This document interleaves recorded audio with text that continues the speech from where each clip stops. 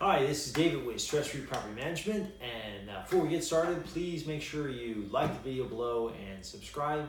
It gives me self-esteem improvements, so I appreciate it.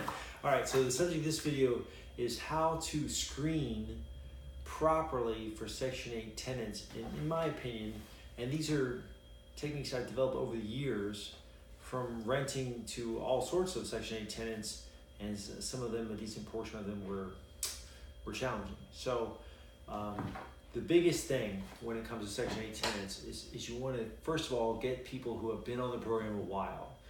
Anybody who's just got their Section 8 voucher, deny them, because you want them to determine if, you want another landlord to determine if these people are going to be responsible stewards of your house.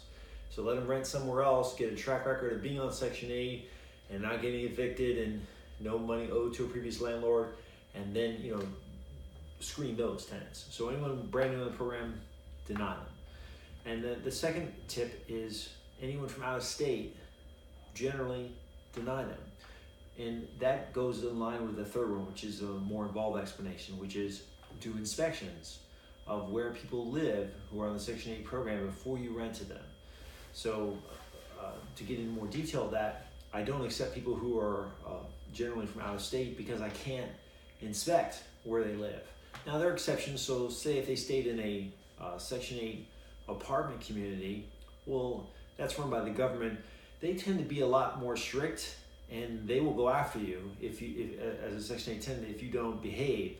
So I'll make an exception on that particular thing if they're staying in a Section 8 apartment community of some kind run by the government, because I feel like I can trust the rental history.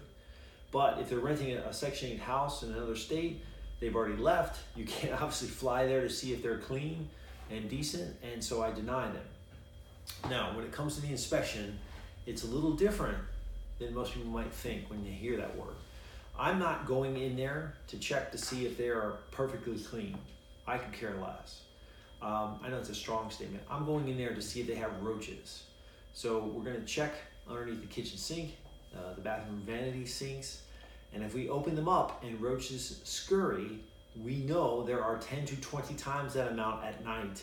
And in my experience over the years of renting to hundreds and hundreds of Section 8 tenants, the worst of the worst that do $5,000 to $20,000 worth of damage, almost every single one of them had roach infestation. So that's the way, in my opinion, you can quickly determine if you have a real problem. And on the inspections that we do, we might deny 1 or 2 out of 10 because of that. So it's not like it's everyone or even half.